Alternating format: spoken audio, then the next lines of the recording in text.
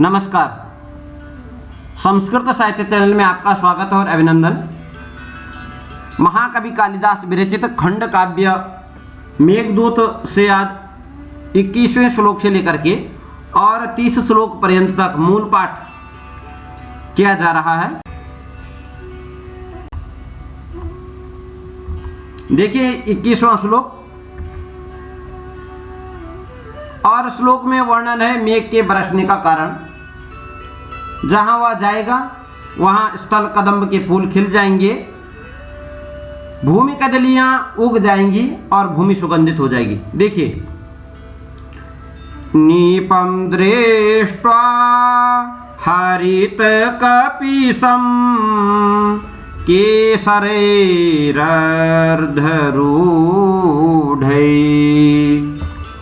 आविर्भूत प्रथम मुकुला कंदली चानुकच्छम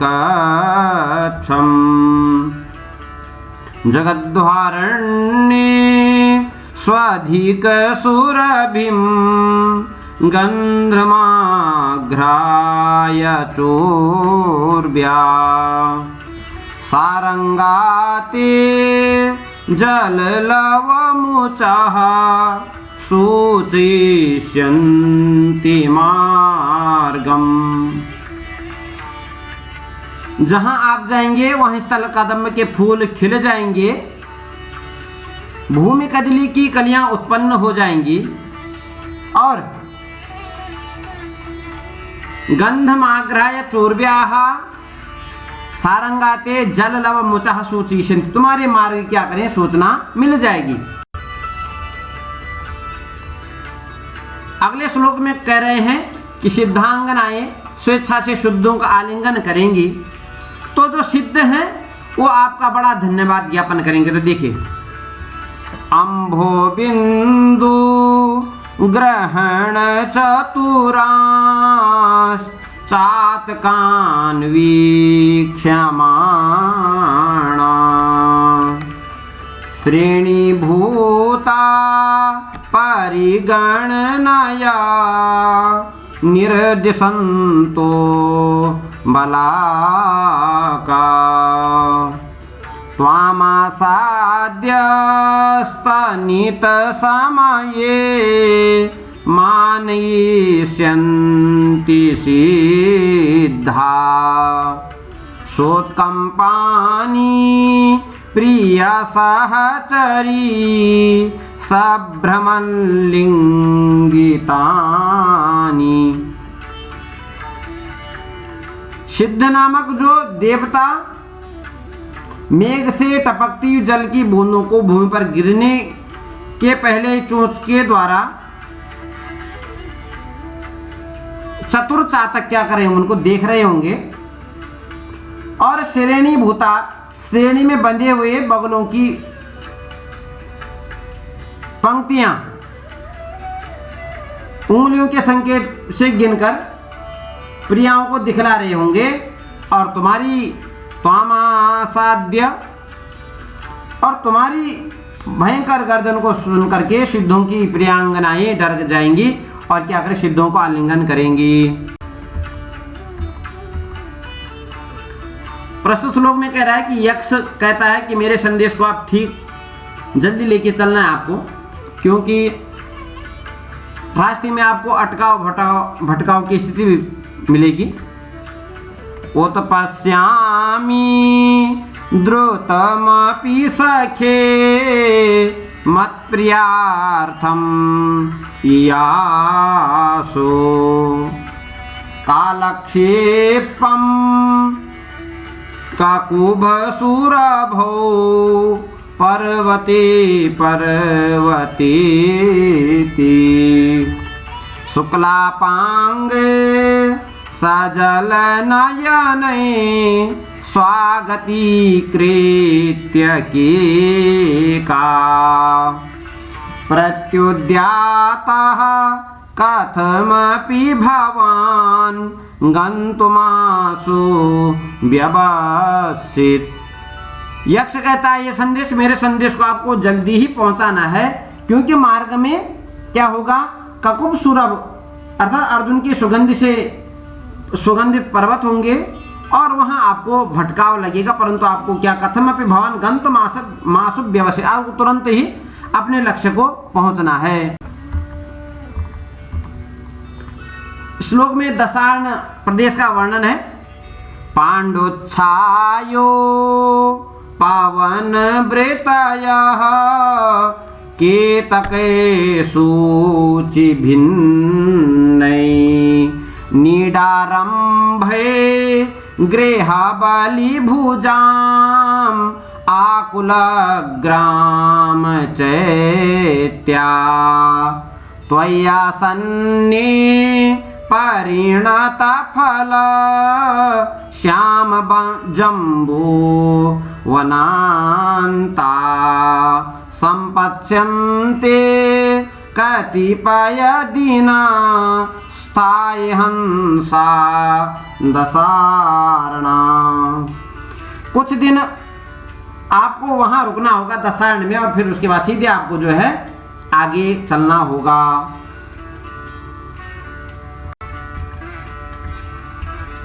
दशारण की राजधानी जो विदिशा है, प्रस्तुत श्लोक में विदिशा का वर्णन है। तेषां दिक्षु प्रथित विदिशा लक्षणां राजधानीं गत्वा सद्य फलमविकलं कामुकत्वस्य लब्धा तिरोपान्त स्तनित सुभगं पास्यति स्वादुयस्मा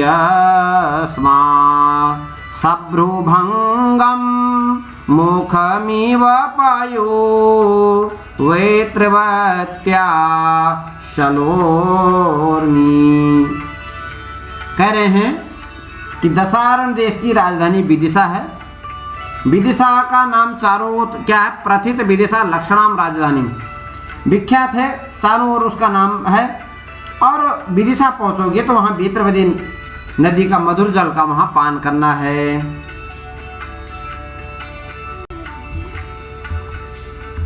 अगला श्लोक है, नीचे पर्वत का वर्णन किया गया है। नीचैराख्यम गिरिमधिवसे तत्र विश्रामहेतो त्वत्संपर्कात् पुलकितमिव प्रौढपुष्पै कदम्बै यपण्यस्त्री रतिपरिमलो गारिभीनागराणाम् उद्दामानि प्रथयति शिला वेश्मभियो वनानि। उसके बाद कह रहे हैं यक्ष की हेमेक, आपको जो है नीचे है पर्वत पर क्या रुक जाना है, और यह कितना सुंदर है। उस पर्वत की गुफाओं में रति क्रीड़ा करने वाली वैश्याओं की शरीर से लगे हुए सुगंधित पदार्थ की सुगंध निकल रही होगी, जिससे आपको अनुमान हो जाए कि विदिशा वासियों का यौवन कितना सुंदर है।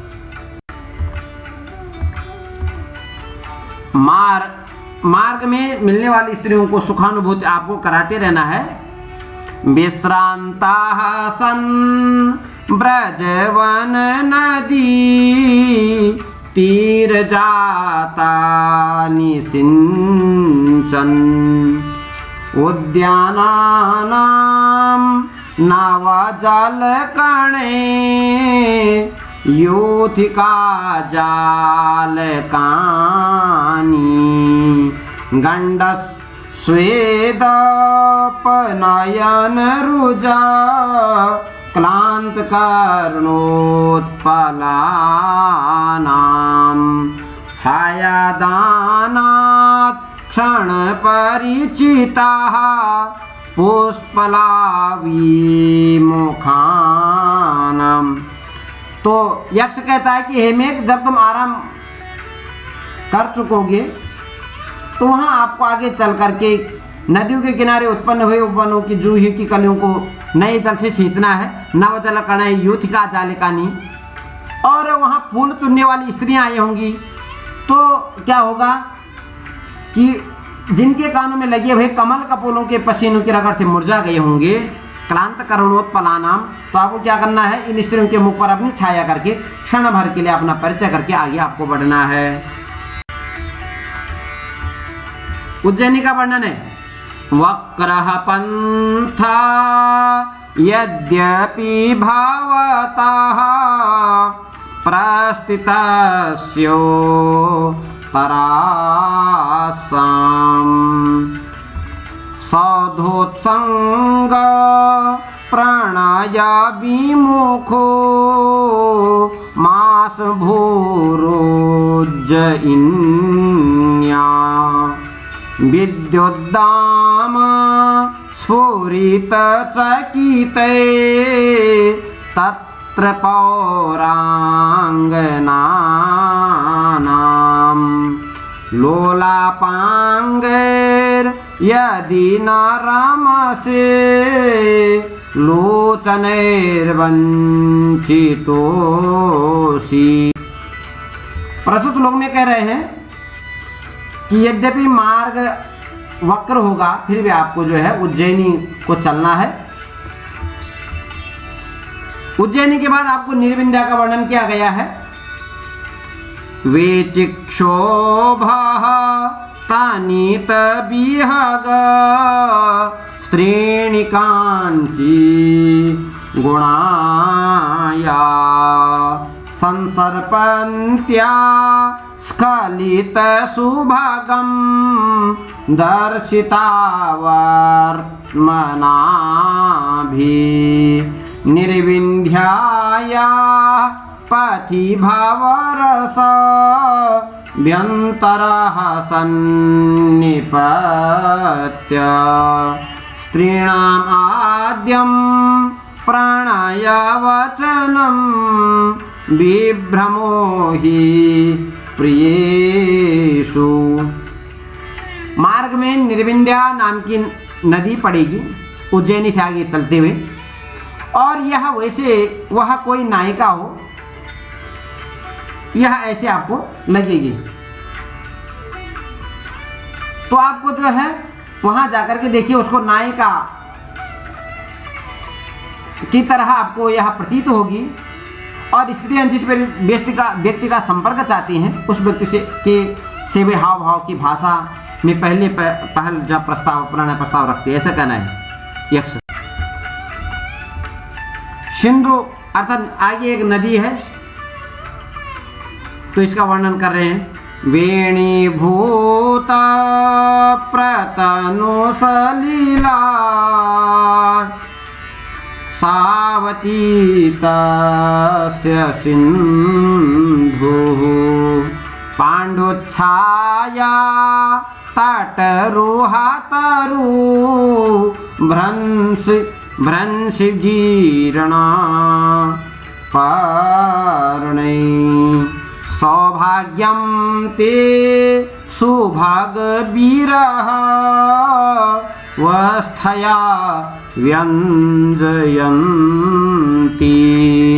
कार्श्यं येन त्यजति विधिना सत्वएवोपपाद्य।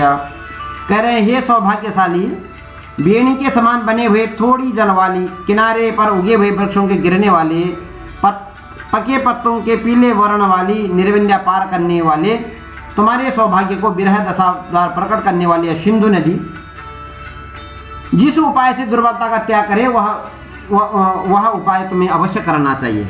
अर्थात आपको बारिश करके जो इस सिंधु नदी को और बढ़ाना होगा, इसके जल को।